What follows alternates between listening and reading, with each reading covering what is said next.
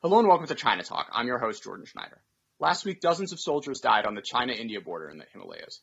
Why did this happen? What's the historical background? What does this mean for the trajectory of China-India relations? To discuss, we have on Akil Berry, analyst at the Eurasia Group, and Sasha Reiser-Kositsky, former senior analyst at Eurasia, now pursuing an MBA at the London Business School and on the job market. By the way, before we kick it off today, if you've been enjoying the show recently, please consider donating to my Patreon at patreon.com/ChinaTalk. Thanks so much for joining us, guys. So first off, what exactly happened? So that's up to kind of dispute about like who kind of antagonized who. It's important to kind of realize that there's not much reporting that happens in that area because it's pretty much restricted territory. A lot of the information has come from leaks from the Indian press primarily, from senior government officials and senior military officials. But what it seems like is that there's been a series of skirmishes between Indian and Chinese soldiers over the line of actual control. This is the line that demarcates the border between India and China, but it's disputed. China thinks it's about 2,200 kilometers. India thinks it's about 3,500 kilometers long.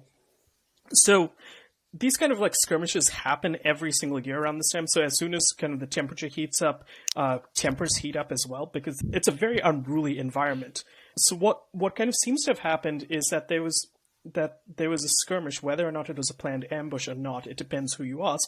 But the end result is that at least 20 Indian soldiers are dead, and an unknown number of Chinese soldiers are dead as well. I think it's important to remember that there's no one line in the sand here. The line looks different depending on whose maps you're looking at, and it's not really quite well defined on the ground either. You're in extremely mountainous and harsh conditions, and the soldiers don't necessarily know whose line they're on what side of it at any given one time. So the scope for disputes is very vast when soldiers run into each other and they each claim that they're on the wrong side of each other's lines. Yeah, so this is about 14,000 kilometers high. That's to kind of put in perspective. Part of the challenge is this goes back to the British times. So when Britain controlled India, Britain and the then territory of Tibet negotiated a border treaty that's commonly known as the McMahon Line. The problem is that China was never a signatory to that treaty, and so that kind of has laid the current seeds of the dispute. Sure. So let's spend a little more time on that history. So we have the Kingdom of Tibet and the Raj making a deal. Take us a little forward. Sure. So basically what you've got here is that when India kind of got its independence from Britain, and I'd definitely like to make a plug here for Dr. Tanvi Madan's book, Fateful Triangle, that kind of explores this issue. Prime Minister Jawaharlal Nehru kind of felt that he could trust the Chinese. And he felt that kind of attention and resources needed to be devoted to Pakistan, and felt that was much more of the immediate threat than the Chinese, owing to the idea that he had kind of reached an understanding with the Chinese and that they wouldn't get involved in India's domestic matters. But as with the U.S. kind of pushing India to take a much more aggressive stance towards China, then Nehru kind of held off on that, and ultimately you started to see an uptick in kind of Chinese nationalist sentiment, and cut much more of a belligerent statement from the Chinese, which culminated in the 1962 border war over this exact region, the Galwan Valley right now. So now, right now, that kind of takes us to this current dispute. Since the 1962 border war, India has built up a lot of infrastructure on its side of the border and has invested a lot in its military. But the problem is that it pales in comparison to what China has. So India's it's estimated that India has invested about 2% of GDP, whereas China invests about 5 to 6% of GDP in its military. Of a much larger GDP. Yeah, exactly. That's kind of the challenge that you see here, is that India's options are limited because India's economy was already in a tailspin prior to coronavirus. It's even further now with Goldman Sachs, for example, estimating that India's quarterly GDP growth will shrink by 45% in the second quarter. India's economy, which was on life support before, is kind of on a ventilator now. Pardon the COVID-19 pun. I think it's also important to remember that 1962 war really saw the Chinese dictate where this line of actual control is, because it's pretty dramatically inside, India's original, more expansive territorial claims based on old British lines. Sure. So this border has seen these sorts of arguments, skirmishes, fistfights periodically. What were the dynamics of the past month or two which precipitated the most recent clash and deaths? So there are kind of two reasons that have been widely accepted for why now and why this clash turned violent. The first, go back to August of last year, when India abrogated Article 370, which granted special status to the then state of Jammu and Kashmir. So when India got independence and brought this princely kingdoms of Jammu and Kashmir into the Indian Protectorate, Jammu and Kashmir had its own constitution. Article 370 removed Jammu and Kashmir's special status and also bifurcated it into the Union Territory of Jammu and Kashmir and the Union Territory of Ladakh. At the time, Home Minister Amit Shah said that India considers all of Ladakh and Akshay Chin as a part of its territory. And that's key for the Chinese understanding, is because they're very sensitive when it comes to territorial claims, and they consider Aksai Chin as a part of their territory. So that's the first reason. The second is that India has started building up more infrastructure on its side of the line of actual control, including a road from Leh to what's known as DBO. What that would do is that would reduce the transit time for Indian troops to mobilize from the current 6 days to 2 hours. And China is, of course, kind of worried about that because what the Chinese government is doing is they're building a railway that connects Xinjiang to Tibet, and they fear that the presence of Indian troops would affect their ability to develop that railway. I would argue that the infrastructure construction is the most proximate cause, because India's claims to Aksai Chin have been around since India was a country, although it's been under Chinese control since that 1962 war. The infrastructure is the most important aspect. You see these clashes flare when one side builds a road into territory the other side says is theirs, and they send guys to stop the road being built, or people are building a road in an area that everyone agrees is theirs, but one side wants to capture tactically commanding positions that overlook that road and then would allow them, in the event of a war, to ensure that no one can actually use the road. And you see that in this case, the area that they were fighting over this last week was kind of overlooking part of this new Indian road. Yeah, but kind of going back to the 370 and kind of what we were saying before about the territory, this is also the first time that the Chinese can kind of express their displeasure in a military sense, because as Sasha mentioned before, this is very harsh terrain. So in August and September, that's when troops are kind of winding down and retreating back to their positions. So May and June is kind of the first period where you can have kind of these face-to-face military clashes. And indeed, like when you look at the Indian readout, the temperature is still pretty bad. I mean, if you look at the Indian readout of how the troops died, one of the causes for 17 troops is because of the low temperatures. One of the notable aspects to me about this clash was that there were no guns fired. In last week's episode, I did a show about the Hong Kong protests, and Anthony Dupierre, he had this argument that the clashes between the protesters and the police were almost balletic, in a sense that everyone sort of knew what the other side was going to do, and there was like a script for how these things played out, and to a certain extent, no one was really trying to kill anyone else. The next time Indian and Chinese troops meet in this kind of confrontation on the border, it won't just be with sticks and stones. Let's put it that way. These confrontations there have been a number of negotiations in sort of mini deals between India and China over these things over the years. I believe it was 1996 that they had this agreement that you won't carry or won't use firearms within 2 kilometers of the line.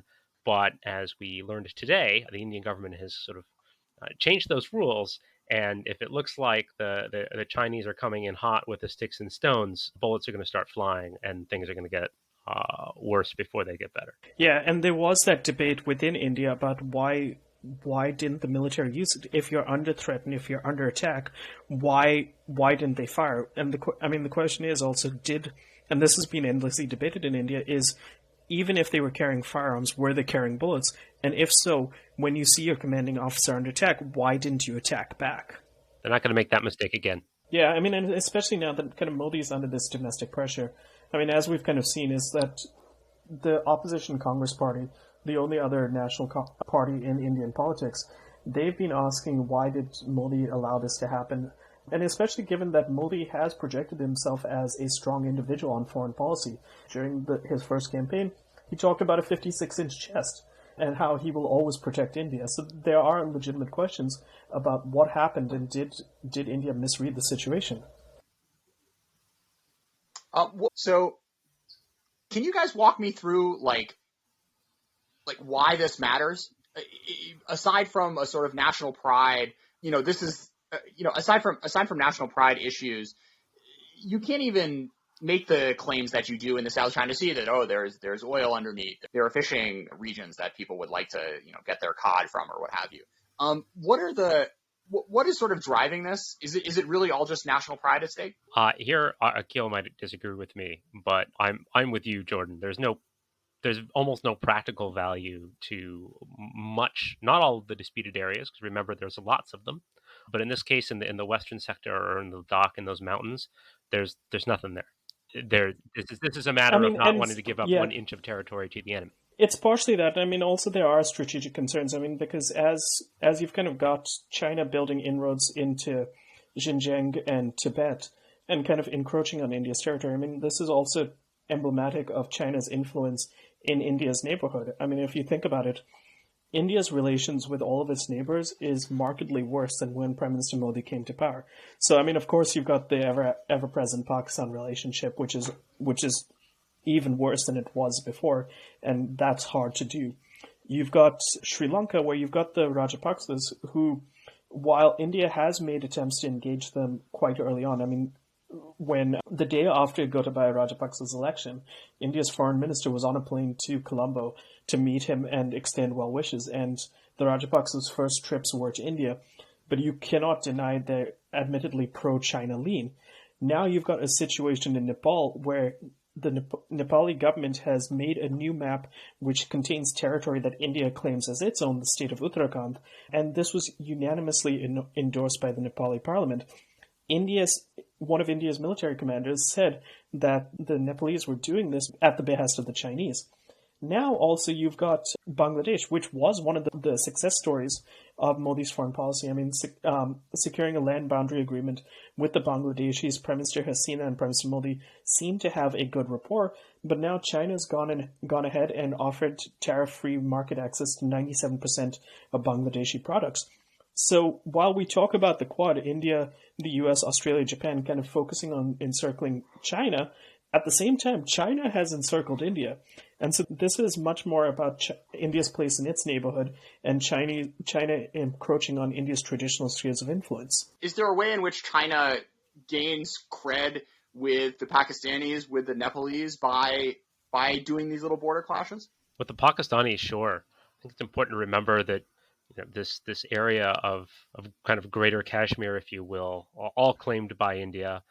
You have the borderline with Pakistan, the line of control, more or less written on the land where the fighting stopped in 1948, in the first of many wars between each other, and then in a few years later, Pakistan ceded some of that territory to China, and that still rankles in India. And now you have elements of the China-Pakistan economic corridor going through some of that territory, which rankles the Indians even more. And it's certainly the extent to which China sort of prods India almost certainly is going to be welcome in Islamabad as a sign of Chinese commitment to an alliance that so far has seemed to benefit Pakistan much more than China. Yeah, so there are kind of two arguments with the Pakistan side of the equation. One, you see arguments coming out of Pakistan that they would actually prefer China and India to have better relations, because then China emerges as the counterbalance to the US in having friendly relations with both countries. Admittedly, that China has much better relations with Pakistan, so it could help take Pakistan's side on negotiations and kind of ease the tensions with India a bit.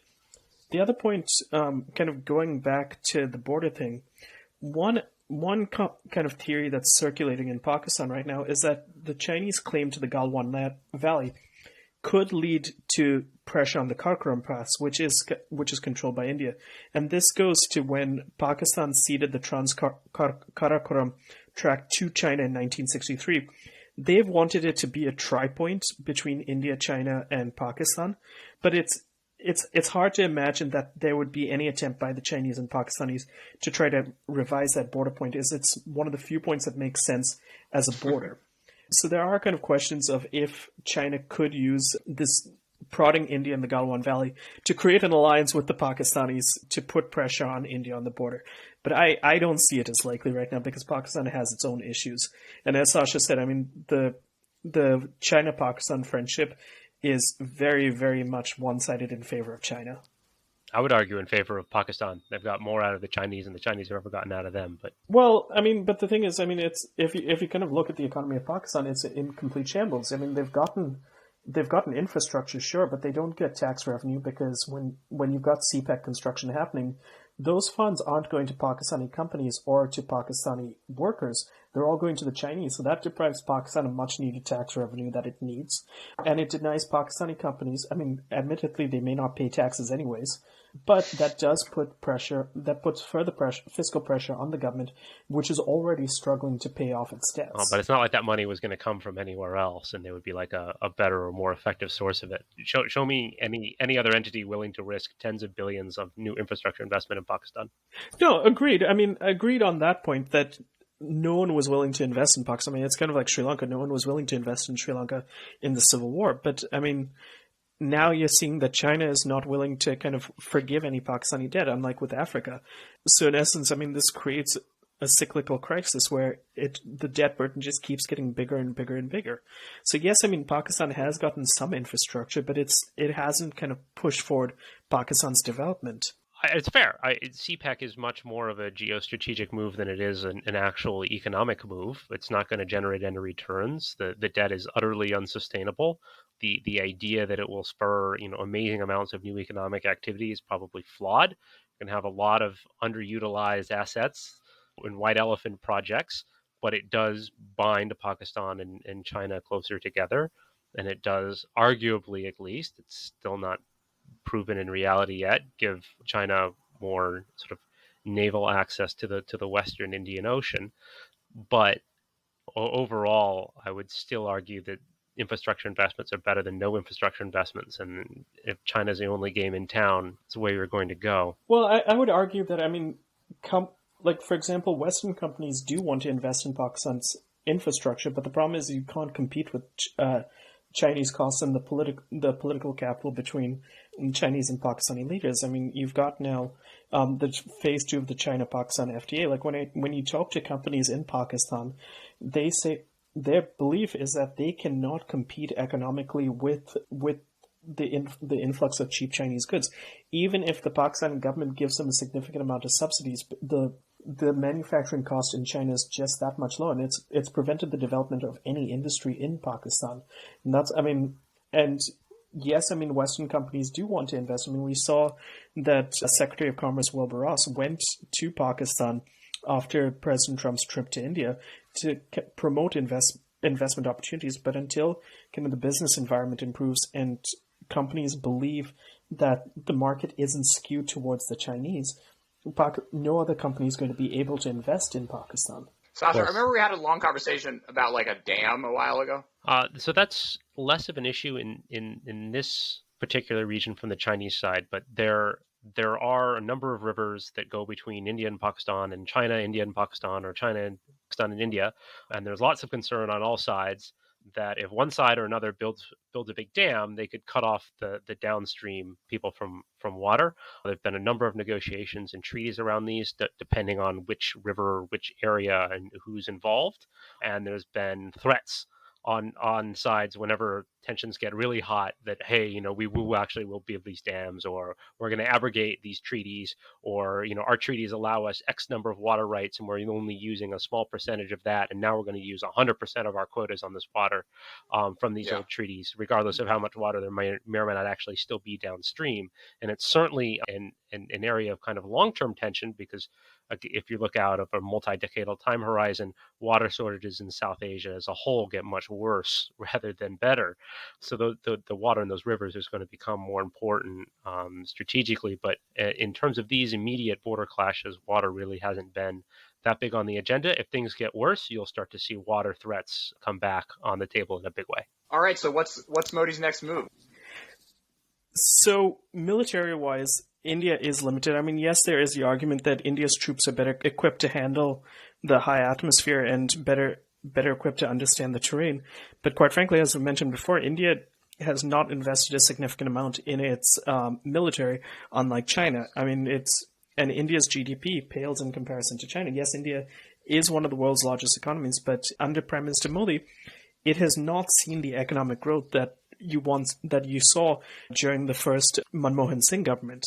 And India's economy has been in a tailspin. I mean, before the China conflict, we were already seeing signs of protectionism. So in the past few budgets, Prime Minister Modi has raised tariffs on a number of products, primarily electronic goods, in order to combat India's trade deficit with China, which stands at about $57 billion. India kind of views the trade deficit as a national security concern. So I think that's going to be accelerated now after the China conflict, is that you're going to see many more instances of higher scrutiny of Chinese investments. So the government has already announced that investments from neighboring countries, i.e. Pakistan, China, Nepal, and Bangladesh, these investments need to undergo government scrutiny. Investments from Pakistan and Bangladesh already had to undergo this scrutiny, so it's a move clearly targeted at China. I think that's going to be expanded to foreign portfolio investment, more tariffs on Chinese products, possible cancellation of projects. So we saw today that Maharashtra is canceling a project that has Chinese involvement, in part due to the tensions with China. There are rumors that the government is going to just change the rules to exclude Chinese from Chinese pension investments in India. So we're going to see many more of these kind of targeted actions, because that's the biggest weapon India has right now, is market access rather than military. You're not going to see Chinese companies being all that eager investing in India anymore. The last 5-10 years, you've seen a lot of growth from a very low base in terms of that investment, and that flow gets sharply reversed now. The anti-Chinese sentiment in India is enormous. Government entities across all levels and departments are looking to cut anything and everything Chinese and Chinese related, from contracts, from projects, from bidding, from what have you. And this just plays into the government's protectionist narrative, where it's looking to spur domestic manufacturing and create domestic manufacturing jobs through import substitution industrialization. Hasn't worked for any other country almost ever, but Modi's going to give it a go in this case. And the Chinese are a big target in the way of those plans. So all those imports are going to face a lot more tariffs. Yeah, and it's going to be interesting to see how the government does this, because a few economic sectors are really reliant on Chinese funding. So, for example, the automobile sector is reliant on Chinese funding and parts from China. Same with the pharmaceuticals. About 70% of all active pharmaceutical ingredients are sourced from China. And so that during the 2017 Doklam crisis, that was one area where the government was really concerned that if China really wanted to put the screws on India, it could do that there. And if it cuts off access to the rare minerals, India's generics industry is in deep, deep trouble. And more fascinating is how this will happen with India's nascent fintech sector, because at least 13 out of 18 of India's unicorns have Chinese venture capital funding. So how do you disentangle them? And so it's going to be a fascinating space to watch about how the government plans to counteract these Chinese investments. Yeah. My take on that is, like, if the money's in the bank, the money's in the bank, and these like minority investments aren't that big a strategic risk for these sorts of issues. But curious what you think, Sasha. I would be surprised if more of those investments get approved. Yeah, I mean, 100%. I think all those investments are going to be stopped now. But I mean, it's interesting because, like, so for example, India's most popular payment app, Paytm, it's seen as an Indian company, yet it's owned by Ant Financial, which is of course a subsidiary of Alibaba. So that's going to be kind of interesting to see. We'll see the government promoting indigenous solutions such as RuPay, which is India's domestic payments app. But the question is, I mean, it's going to be interesting to see how India kind of aligns in this U.S.-China tech Cold War. I mean, now it's clear that it's going to go towards the U.S., but will it open up its market for U.S. investments, or will it continue down this pathway of kind of promoting domestic champions? I would argue the latter. Sasha, do you have I a do not have take? a different take. As far as India is going to embrace the U.S. purely out of fear and anger about China, that embrace will be far from wholesale. Import substitution industrialization hits China first, but it hits it hits other trade partners as well. And a more self-reliant India certainly doesn't want to be reliant on China, but isn't keen on being hugely reliant on anyone else either. Yeah, I mean, and that's kind of like what we've been seeing is that the whole coronavirus pandemic has strengthened the protectionist narrative that India cannot rely on other countries. India needs to rely on itself. And I mean, you're right on like kind of the cooperation with the U.S. will be limited. We've seen President Trump offer to mediate between India and China. That's clearly not going to go anywhere. India Can we just is act not one that to one accept out for a outside. All right, Yeah, who wants to play which party? Let's do a little improv. This confrontation, very sad. Okay. Brave soldiers on both sides. Hey Trump, you know what? You wanted me to help in that election, right? You really think Modi's got the goods on this one? Come on, just give me the Himalayas. They're just mountains. They're little mountains. Listen, I have the Indian diaspora. Make America great again. Make in India. Jai Hind. I love the Hindus, okay? And the Hindus, Aapki baar Trump Sarkar. love me. But so do, Iowa farmers. So I'm sure there's a deal that can be done. Mr. President, after your election, you will get the biggest trade deal ever from India. I have full confidence that we'll be able to negotiate the best free trade deal ever. As long as I don't have to issue any more H-1B. I know all you care about is Twitter, right? I am the king of Twitter. You know those bots they take down? We have tens of thousands more they came from. I will retweet you to the moon. I do think my rallies would get better attendance in India. Mr. President, if you come to India, you will inaugurate the world's biggest cricket stadium. Millions of people will be lining the road for you to come and applaud you because that's how much they love you here in India. I don't know what cricket is. I will found a football league and no one will kneel. Now that sounds... Not a soul kneels in China. We stand. That sounds like the true American spirit. But no, I mean, to just go back, I mean, what Sasha was saying is there are limits to U.S.-India cooperation, not least because of trade. When India kind of launched its protectionist measures, it also inadvertently launched a trade war with the U.S. The U.S.-China trade war gets a lot of attention, but India and the U.S. have been embroiled in a trade dispute, and it's been exacerbated by President Trump, who kind of goes between wanting to fully embrace India. I mean, you can tell that there is a lot of personal rapport between Modi and Trump, but at the same time, there is a limit to that bonhomie, as kind of seen by USTR Bob Lighthizer not making the trip over to India because there was no deal in sight. There have been kind of a few false flags about the potential for US-India trade deal that has just never materialized. And if Trump wins re-election and the Indians have yet to kind of clinch this even mini trade deal with the U.S., that is going to hamper the ability of the two sides to collaborate, given that trade is such an important agenda item for Trump.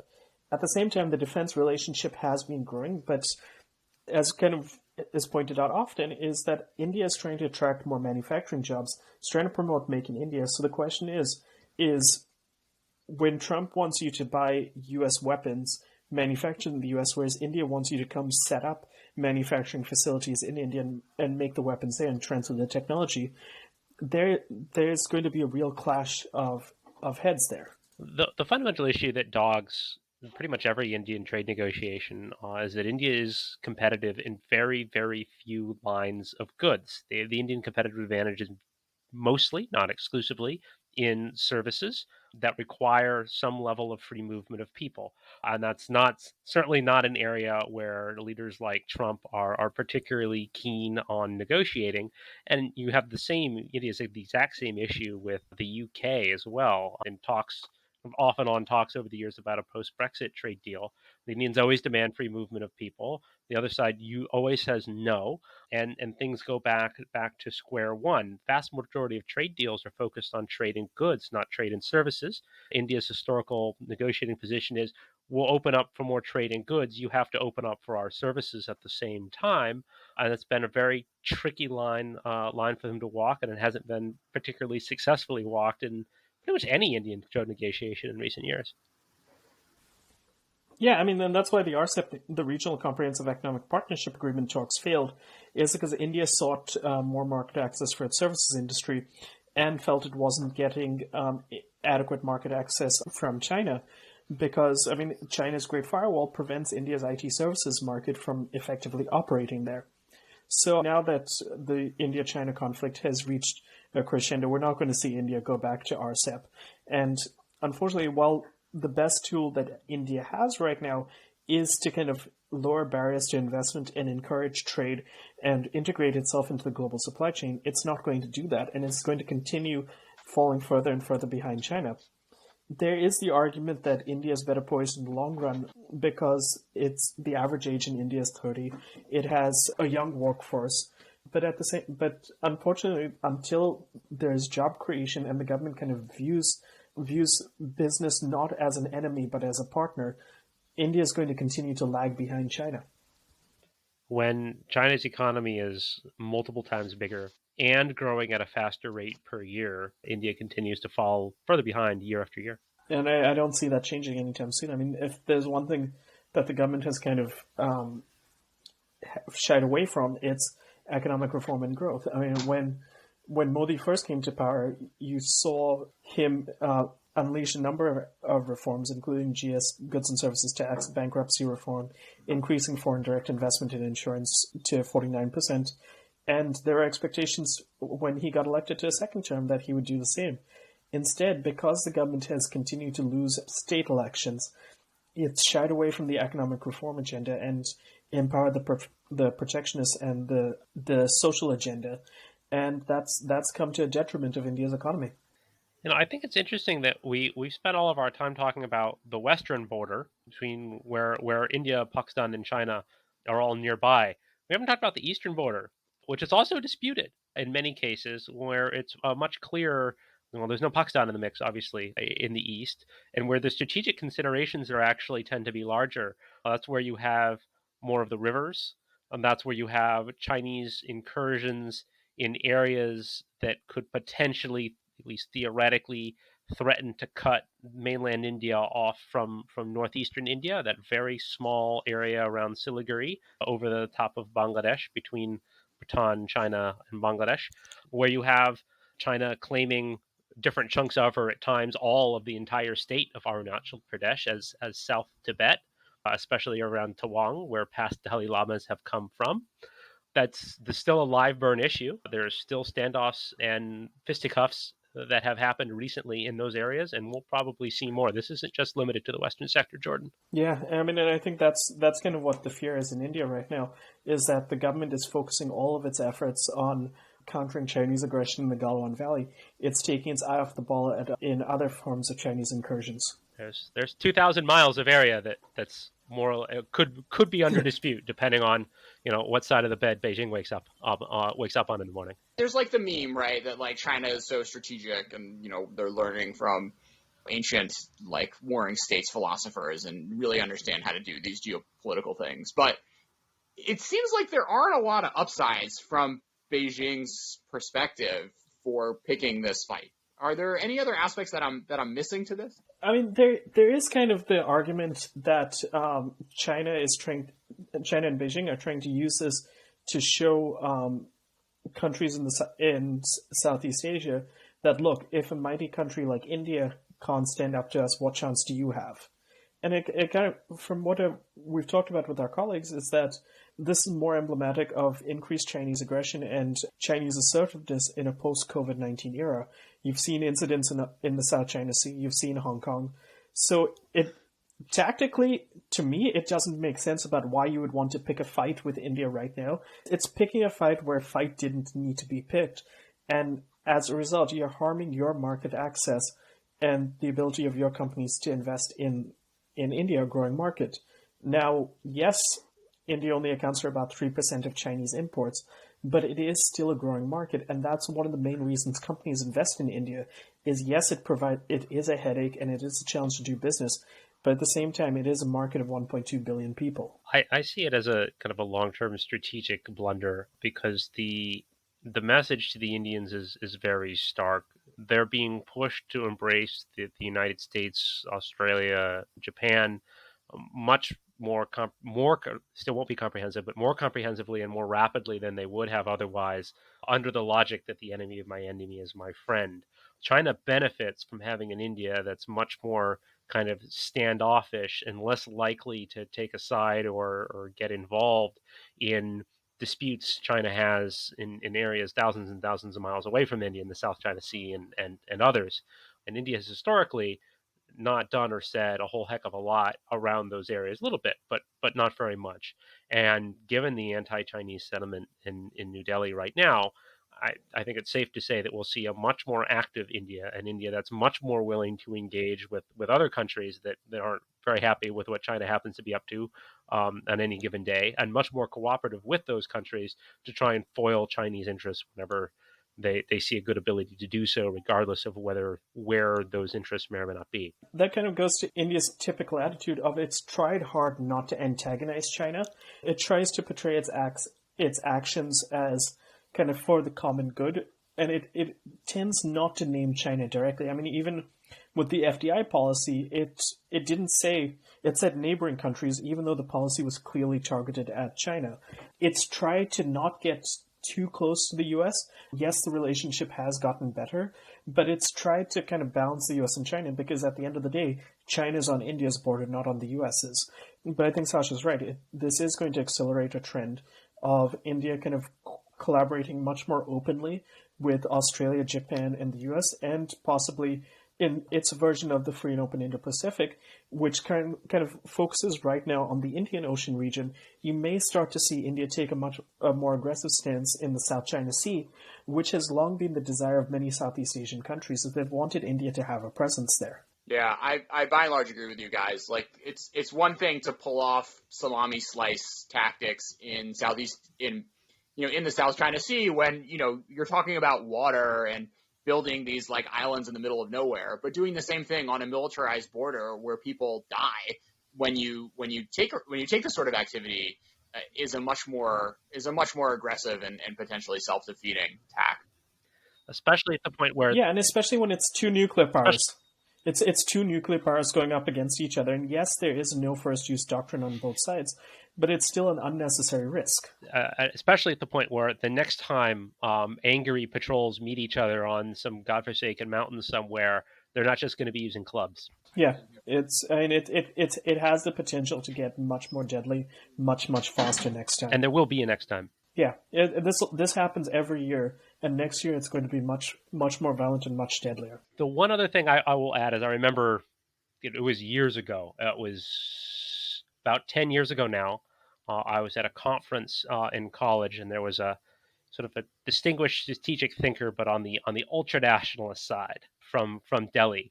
And he really got himself ahead of steam at this conference. And he made the point that, if Delhi ever really wanted to stick it to the Chinese, they would give nukes to Vietnam. I never forgot that line. God. That was 10 years ago. He said it. He's still around. And that line of thinking, obviously still highly marginal, but he's going to have a lot more friendly ears to that line of thinking now than he ever had before. Sasha and Akhil, thanks so much for coming on China Talk. Thanks very much for having us, Jordan. Of course. Thanks for having us. All right, Chinese, by your Sultan.